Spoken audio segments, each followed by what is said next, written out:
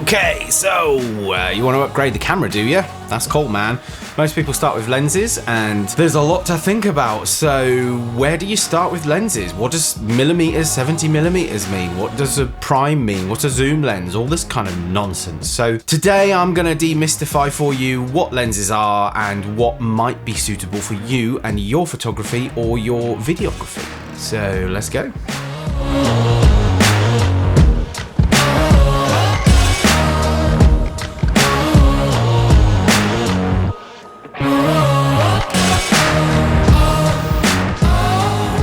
So we tend to break down focal lengths into three main categories. We've got wide lenses, standard lenses, and telephoto lenses. And there's one kind of either side of those. You've got ultra wide lenses and you've got super telephoto lenses.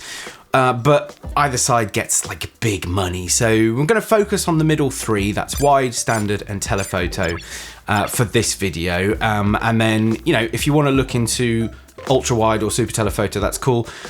On the other side of things, you've got some more niche stuff like tilt shift lenses, macro lenses, but that's something that we'll get into on another day. Wide lenses, big wide lenses. Oh my God, Jesus, hang on. Wide lenses tend to be between 24 and 35 millimeters. And what that does is allows you to have a really wide field of view. That can lend itself to landscape photography because you can have these huge vistas, you can have big lake shots, you can have lovely stuff going on left to right, big field of view. They also allow you to have a big depth of focus as well from front to back. So those wide shots of the landscape that you're in can be in focus from front to back. That's not to say that other lenses can't do that, it's just the way that these are built, they're built to allow you to do that with greater ease. Now, landscape photographers, architectural photographers, a lot of videographers, vloggers tend to use wide angle lenses because they can show themselves in the foreground as the subject and give you a sense of location about where they are. So if that's something that you do, then, you know, maybe a wide angle lens is right for you because you can hold it at arm's length and you can then just show people where you are, blah, blah, blah, blah, blah. In terms of composition, these allow you to do really cool things with composition. You can get very close to a subject, whether it's a rock or a post or a sheep or a person, whatever. You can get close to them and you can then throw the background out of focus, giving you more of a sort of portrait-y type feel, but with that wide angle to it. So, a couple of things to think about when you're shooting wide and ultra wide. These tend to give you what we call distortion, barrel distortion, and that can be used to great creative effect. So you'll see a lot of films, they do these sort of up-down pan shots, and that might be in a street, and so the shape of the building sort of changes as the shot goes down. It sort of gives you a sense of not knowing, a sense of uncertainty to sort of draw you in as to what's going on in the frame, in the picture, or in the film. That's it for wide. I thought I was going to talk for longer than that. Standard focal lengths. So standard focal lengths tend to run between 35 millimeters and 70 millimeters. What they are used for primarily is for mid-portrait shots or mid-length cinematic shots. That means sort of from the thigh upwards, or maybe even from the hip, or you shouldn't shoot from the hip, but blah, blah, blah, blah, blah. Because they're neither too tight nor too wide, they're kind of the Goldilocks lens where they're just right in the middle. This is a standard focal length of 50 millimeter. This is the Canon 50 millimeter 1.8. This tends to be the first place that photographers go to buy new lenses or to start their new collection. The reason for that is because they're cheap, about 100 quid. Now, I know if you're just into that, that might sound like it's expensive, but believe me, it's very cheap in comparison to other. So 100 quid will give you a new lens which will change your photography beyond belief, because I know it sounds obvious, but because you're experimenting with a new focal length, this will really change the way that you shoot. The reason I love standard focal lengths is because I just said it, they change the way that you shoot. They make you move. and they make you move like a photographer. So it's a kind of famous idea that in photography, the best shot is only an inch away. Now, I don't know if that's a quote, but that's always what I've been told. You don't need to move miles and miles and miles to get the best shot. However, with a wide lens, you do find yourself moving quite a long way to get a different shot. And with a telephoto lens, if you move more than 0.5 millimeter, then you've lost everybody in your bloody frame. So with standard focal lengths, you can experiment inch by inch with different shots, what looks best, because it changes enough to give you the variety in photography, which is why you can use them quite nicely at weddings, and you can use them quite nicely for portraits, because you just get that major change from a minor movement. And I think that if you start practicing your composition with a 50 millimeter, then you can transfer that new knowledge and those new skills to wider lenses and to more tele lenses. Telephoto lenses tend to run between the focal lengths of 70 and 200 millimeters. Now, I have an example of exactly that range. This is the Canon 70 to 200 f2.8, and what on earth would you use this beast for, except for maybe most people use these things for wildlife photography, for sports photography, and anything there in between, basically. The reason why these tend to be used for those sorts of applications is because you can stand further away from your subject. This one with a zoom function on it, obviously I can sort of choose how far away I am from the subject, but for wildlife, you might not want to get too close to timid animals, and for sports photography, particularly motorsport, it's not advisable to stand on the track trying to get a really close shot of something that's moving 400 million miles an hour now, is it? These also do some, I'm going to put this down, it's too heavy. They also do something for your image called compressing the image. And when photographers talk about compression, they can talk about JPEG compression, all that kind of stuff. But in this context, I'm talking about image compression from front to back. Tele lenses or telephoto lenses tend to bring that background nice and close to your subject. And they actually allow for more separation, which I know it sounds weird, but what that means is that the background tends to be far more blurred than you'd get with a wide angle lens.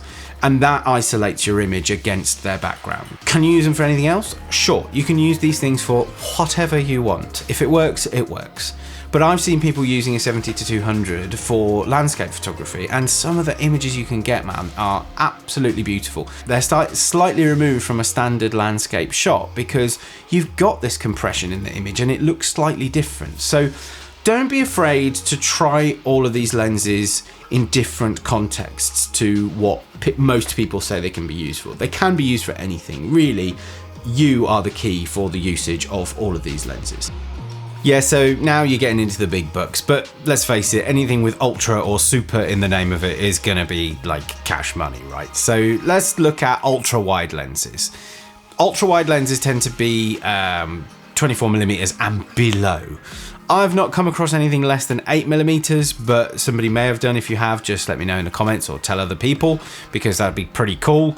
But ultra wide angle lenses can be used for these massive astrophotography shots or these really big landscape shots, or sometimes even in real estate shots. They can make rooms and they can pretty much make anything look absolutely massive. Oi, oi. So if we move then through to the other end of the spectrum, that's the super telephoto range. They tend to go from the focal length of 200 millimeters and above, and they predominantly are used in wildlife photography to get animals, to be able to stand or to be able to just station yourself further away from animals and getting the shots that you need without them getting scared or buggering off like lions. I mean, well, they're not timid animals, lions, are they? But do you want to get that close to a lion to take a photo? Because you may have heard people talking about primes and zooms, or prime lenses and zoom lenses, and the difference between the two is simply that a prime lens has one fixed focal length and a zoom lens runs through a range of focal lengths. So this is a 24 millimeter Samyang, 24 millimeters only. And you've seen this guy already. This is my nifty 50 millimeters only. Whereas these two bad boys will go through 16 to 35 millimeters and 70 to 200 millimeters. Zoom, prime. Prime lenses can be more expensive than zoom lenses. Equally, zoom lenses can be way more expensive than prime lenses. And I think the best way to work all this stuff out, like I'm not expecting anybody to go out and buy a zoom lens, a prime lens, a telephoto lens, a cinema lens, because it's just not feasible, especially if you're at the burgeoning edge to middling stage of your career. It's just not the thing to do. But you can borrow lenses. You can hire them for like a day for like £30, and it gives you that impetus to see what's right for you and to try more things with your photography or your filmmaking. And if you've got mates that have got more gear as well, if you've all got compatible cameras, then go for it. Like, just borrow lenses, go out with people that know a bit more than you, and enjoy yourself with it. Now, I just said about compatible lenses. One thing that it might be worth investing in is a speed booster or a lens adapter. So if you're shooting on a Sony system and you've got a friend with a Canon camera and they've got loads of Canon glass and you've only got one Sony piece of glass, then get a Canon to Sony or an EF to E mount adapter. Go and find what adapters might work for you, and that investment will be much better than you buying 3 or 4 lenses and not having a clue what to do with them. Because at least you can try different manufacturers, you can try different focal lengths, you can try different aperture sizes, and when you get used to all this sort of stuff, that's the time to buy stuff.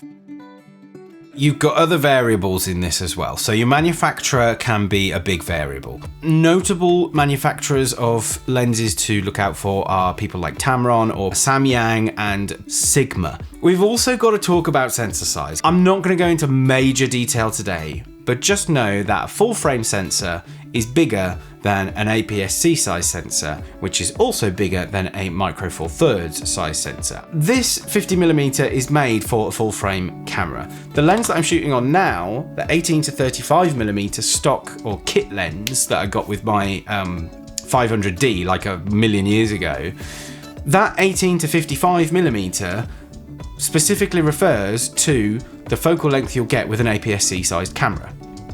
It doesn't mean a full frame 18 to 55 equivalent. So it's just something to be aware of.